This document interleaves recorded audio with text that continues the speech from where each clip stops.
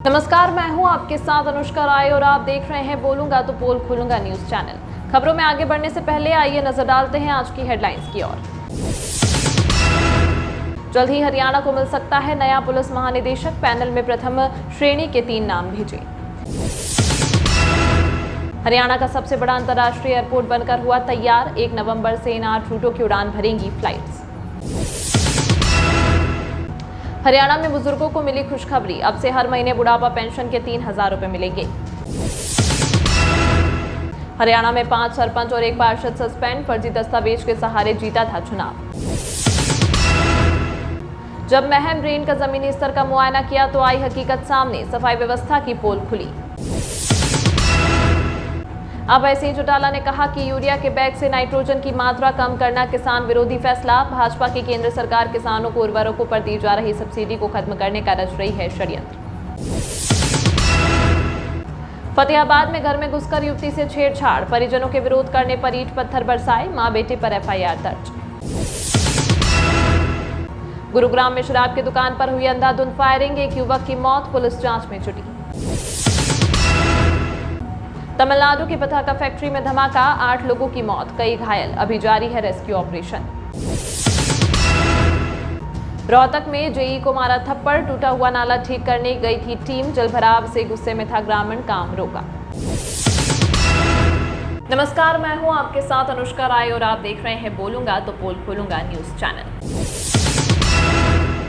हरियाणा में नए DGP के लिए सीनियर IPS अफसर मनोज यादव का डोजियर सरकार ने संघ लोक सेवा आयोग को नहीं भेजा है। सरकार की ओर से एक संघ लोक सेवा आयोग को लेटर भेजा गया है जिसमें कहा गया है कि मनोज यादव DGP पद के लिए अपनी अनिच्छा जता चुके हैं। भेजे गए लेटर में सरकार ने सुप्रीम कोर्ट के फैसले का हवाला देते हुए लिखा है कि यदि मनोज यादव का नाम पैनल में शामिल होता है तो सरकार के नियुक्त करने के लिए सिर्फ 2 ही सीनियर मोस्ट अधिकारियों के नाम रह जाएंगे। साथ ही सुप्रीम कोर्ट पहले ही डायरेक्शन दे चुका है कि पैनल में 3 अधिकारियों के नाम होना जरूरी है। होम डिपार्टमेंट ने तैयार किया प्रस्ताव। संघ लोक सेवा आयोग के द्वारा मनोज यादव के मांगे दस्तावेज को लेकर हरियाणा के होम डिपार्टमेंट के द्वारा प्रस्ताव तैयार किया गया, जिसमें उन्होंने कहा कि मनोज यादव हरियाणा DGP के लिए अपनी अनिच्छा जता चुके हैं, इसलिए डोजियर भेजने के बजाय संघ लोक सेवा आयोग को इसकी सूचना दी जाए। इस प्रस्ताव पर CM मनोहर लाल की मंजूरी मिलने के बाद संघ लोक सेवा आयोग को लेटर भेजा गया है। सरकार के द्वारा संघ लोक सेवा आयोग को भेजे गए लेटर में 10 मई 2023 को IPS मनोज यादव के द्वारा सरकार को भेजे गए पत्र की कॉपी भी भेजी है, जिसमें उन्होंने हरियाणा DGP के लिए अपनी अनिच्छा जाहिर की है। साथ ही सरकार की ओर से उनके रेलवे प्रोटेक्शन फोर्स के महानिदेशक नियुक्ति का भी पत्र संलग्न किया है। यदि संघ लोक सेवा आयोग सरकार के द्वारा भेजे गए लेटर को स्वीकार कर लेता है तो हरियाणा के 3 IPS अफसर DGP बनने की दौड़ में सबसे आगे रहेंगे। इन तीनों नामों में सबसे सीनियर IPS अफसर मोहम्मद अकील 1989, RC मिश्रा और शत्रुजीत कपूर 1990 शामिल है। इसके अलावा पैनल में सरकार की ओर से IPS देशराज सिंह, आलोक कुमार राय, संजीव कुमार जैन, ओम प्रकाश सिंह, अजय सिंघल, आलोक मित्तल और डॉक्टर अर्शिंदर सिंह चावला के नाम भेजे गए हैं। हरियाणा सरकार हमारी यात्रा को सुगम बनाने की पूरी कोशिश करती रहती है। हिसार में बन रहा अंतर्राष्ट्रीय हवाई अड्डा भी लगभग पूरा हो चुका है। महाराजा अग्रसेन अंतर्राष्ट्रीय हवाई अड्डा हिसार से देश के प्रमुख शहरों के लिए उड़ान भरने का सपना अब साकार हो रहा है। विमान के लिए बोली केंद्र सरकार द्वारा अप्रैल में आयोजित की जाएगी। बोली लेने वाली कंपनी को 6 महीने के भीतर हवाई जहाज का संचालन करना होगा। अप्रैल में बोली लगाने के बाद कंपनी को अक्टूबर तक का समय दिया जाएगा। उम्मीद है कि 1 नवंबर हरियाणा दिवस से इन सभी रूटों पर विमान उड़ान भरने लगेंगे। उप मुख्यमंत्री ने कहा कि राज्य सरकार द्वारा तय किए गए उड़ानों के रूट पर्यटन की दृष्टि से काफी महत्वपूर्ण माने जाते हैं, क्योंकि लोगों को सड़क मार्ग से लंबी दूरी तय करनी पड़ती है और लागत भी काफी अधिक आती है। अंतर्राष्ट्रीय हाईवे अड्डे के मुद्दों पर लोकसभा में तीखी प्रक्रिया झेलने वाली हरियाणा सरकार ने हिसार और अंबाला से उड़ानों के लिए ATS रूट तय कर दिए हैं। दोनों जिले जुड़ेंगे। फिलहाल 8 रूट तय किए गए हैं, जिससे हाईवे कनेक्टिविटी बढ़ेगी। नागरिक उड्डयन मंत्रालय के अध्यक्ष डिप्टी CM दुष्यंत चौटाला है, जिन्होंने बताया कि ये उचित उड़ानें होगी। वे उसी वर्ष परिचालन भी शुरू कर देंगे। उन्होंने यह भी कहा कि वर्तमान में राज्य के लोगों को राष्ट्रीय और अंतर्राष्ट्रीय उड़ानों के लिए दिल्ली या चंडीगढ़ जाना पड़ता है, लेकिन अब उन्हें यह सुविधा हरियाणा में प्रदान की जाएगी। इनमें अंबाला श्रीनगर मार्ग शामिल है, जबकि हिसार अंबाला वाराणसी, अंबाला हिसार, हिसार आगरा हिसार, हिसार उदयपुर जैसलमेर उदयपुर हिसार, हिसार देहरादून हिसार, हिसार हिंडन हिसार, हिसार अमृतसर जम्मू अमृतसर हिसार, हिसार भुंतल कुल्लू एक हिसार मार्ग भी बनाया गया है। मुख्यमंत्री मनोहर लाल खट्टर ने मानसून सत्र के दौरान बुढ़ापा पेंशन को बढ़ाकर 3,000 रुपए तक करने की घोषणा की है। महत्वपूर्ण सामाजिक सुरक्षा योजना है जो बुजुर्गों को समर्पित वृद्धावस्था पेंशन राज्य के बुजुर्गों को सुखद जीवन जीने का अवसर देता है। योजना के तहत हरियाणा के मुख्यमंत्री मनोहर लाल खट्टर ने हाल ही में वृद्ध लोगों के लिए मासिक पेंशन में वृद्धि की घोषणा की। राज्य के बुजुर्गों को पेंशन में बढ़ोतरी से बहुत राहत मिलेगी। अब पेंशन का लाभ 3 लाख रुपए की वार्षिक आय वाले बुजुर्गों को मिलेगा। पहले यह सीमा 2 लाख रुपए थी। अब 3 लाख रुपए प्रति वर्ष की आय वाले बुजुर्गों को पेंशन का लाभ मिल सकेगा। भाजपा प्रवक्ता सुदेश कटारिया ने कहा कि मुख्यमंत्री मनोहर लाल केवल ऐसी घोषणाएं करते हैं जो वित्तीय या तकनीकी रूप से संभव है। उन्होंने कहा कि बुजुर्गों के लिए वृद्धावस्था पेंशन की आय सीमा बढ़ाने से अधिक बुजुर्गों को योजना का लाभ मिलेगा। इससे सरकार द्वारा बुजुर्गों के लिए सहायता और राहत की प्रक्रिया और भी सरल हो गई है। फर्जी शैक्षणिक दस्तावेजों के आधार पर पंचायत चुनाव लड़कर जीतना अब सरपंचों और जिला पार्षदों को महंगा पड़ रहा है। नूंह जिले में फर्जी दस्तावेजों के आधार पर चुनाव जीतने वाले 5 सरपंचों और 1 जिला पार्षद को नूंह के उपायुक्त प्रशांत पवार ने निलंबित कर दिया है। इसके अलावा जिन राज्यों से इन पंचायत प्रतिनिधियों के शैक्षणिक प्रमाण पत्र गलत तरीके से जारी किए गए थे, उनके खिलाफ भी मामला दर्ज करने का आदेश दिया गया है। उपायुक्त प्रशांत पवार ने बताया कि जिले भर में करीब 8 से 10 पंचायतों के प्रतिनिधियों के खिलाफ अभी भी जांच चल रही है। जैसे ही जांच पूरी होगी और दस्तावेज गलत पाए जाएंगे तो उनके खिलाफ कार्रवाई की जाएगी। कुल मिलाकर उपायुक्त प्रशांत पवार की कार्रवाई से फर्जी दस्तावेजों के आधार पर चुनाव लड़ने वाले पंचायत प्रतिनिधियों में हड़कंप मच गया है। वार्ड संख्या 17 के जिला पार्षद को हाल ही में निलंबित कर दिया गया था। इससे पहले फर्जी दस्तावेजों के मामले में जिले भर के 5 सरपंचों को निलंबित किया जा चुका है। हरियाणा में फर्जी शैक्षणिक दस्तावेजों से चुनाव जीतने वालों के खिलाफ सबसे ज्यादा कार्रवाई नूंह जिले में हुई है। दस्तावेजों के आधार पर पंचायत चुनाव लड़कर जीतना अब सरपंचों और जिला पार्षदों को महंगा पड़ रहा है। नूंह जिले में फर्जी दस्तावेजों के आधार पर चुनाव जीतने वाले 5 सरपंचों और 1 जिला पार्षद को नूंह के उपायुक्त प्रशांत पवार ने निलंबित कर दिया है। इसके अलावा जिन राज्यों से इन 5 प्रतिनिधियों के शैक्षणिक प्रमाण पत्र गलत तरीके से जारी किए गए थे, उनके खिलाफ भी मामला दर्ज करने का आदेश दिया गया है। उपायुक्त प्रशांत पवार ने बताया कि जिले भर में करीब 8-10 पंचायतों के प्रतिनिधियों के खिलाफ अब भी जांच चल रही है।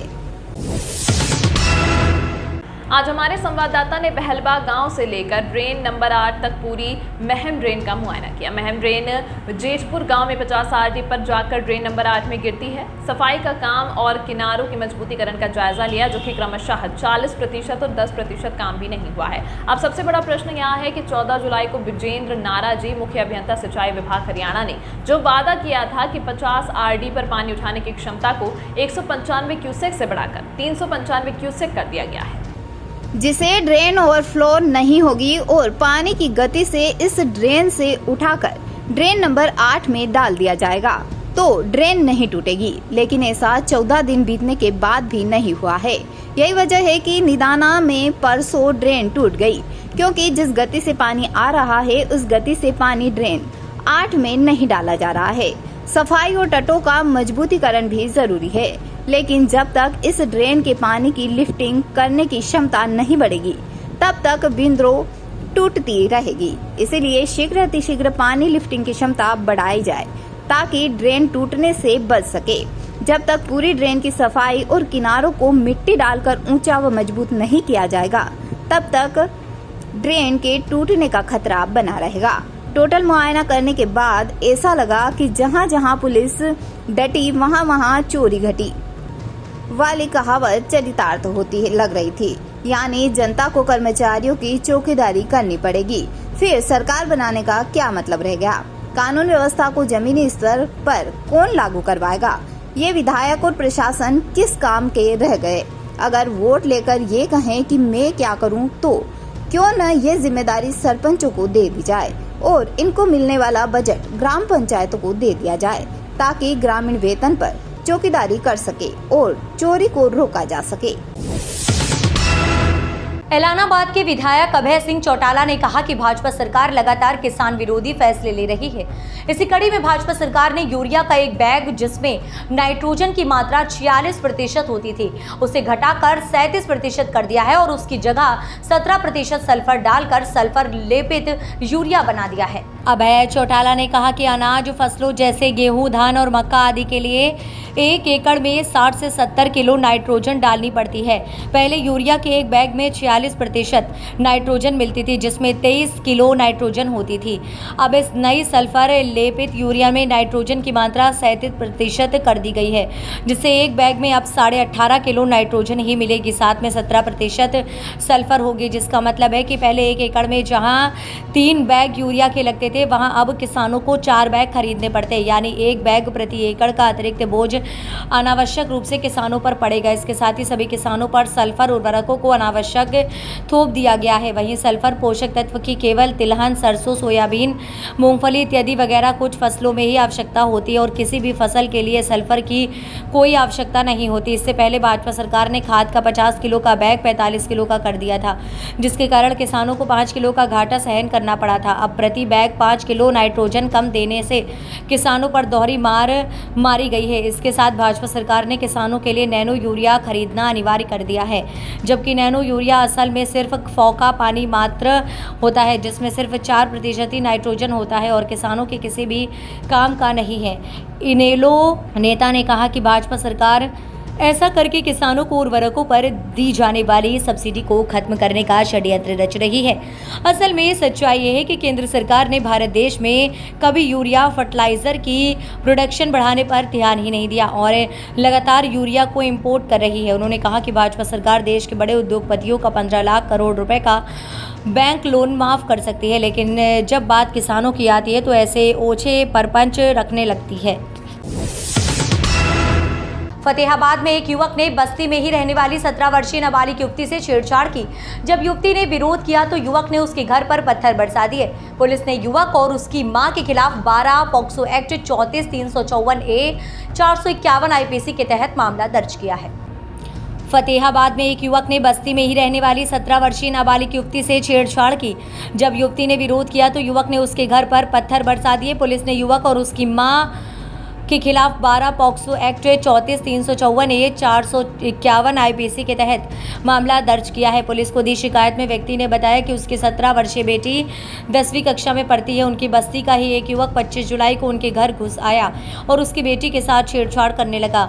जब उसकी बेटी ने शोर मचाया तो वह भाग गया। उसने बताया कि रात को जब वह घर गया तो बेटी ने उसे सारी बात बता दी। उसी रात करीब 11 बजे आरोपी अपनी मां के साथ उनके घर आ गए। उनके घर पर ईंट पत्थर मारने शुरू कर दिए।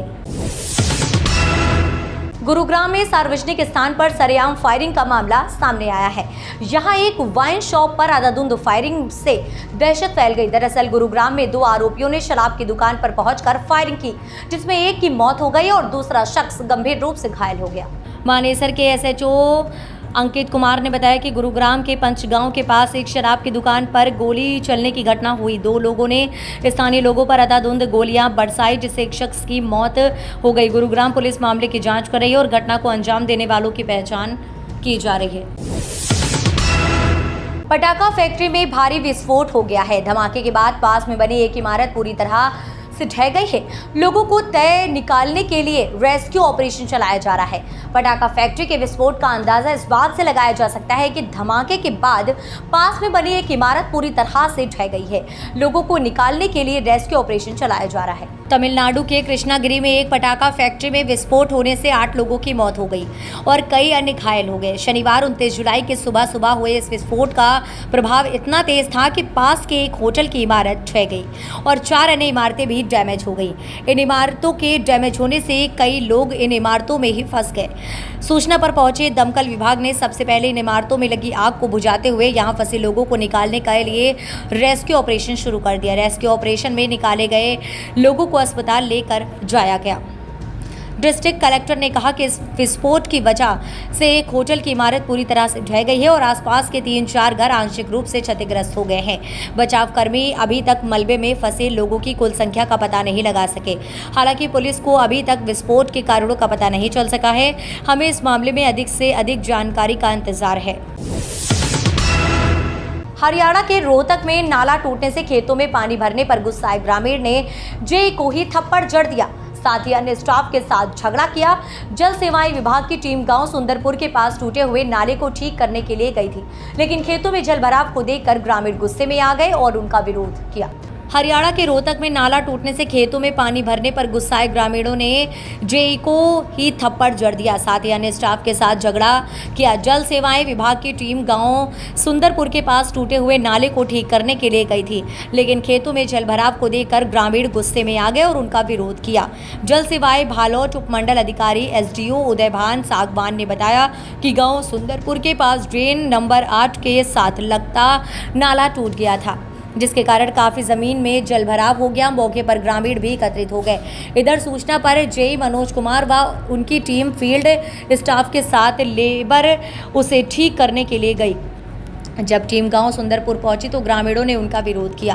गांव सुंदरपुर निवासी नवाब ने जेई के साथ झगड़ा करते हुए थप्पड़ मार दिया, साथ ही स्टाफ के साथ अभद्र व्यवहार किया और ड्यूटी में भी बाधा डाली, जिसके कारण नाला ठीक करने का काम भी प्रभावित हुआ।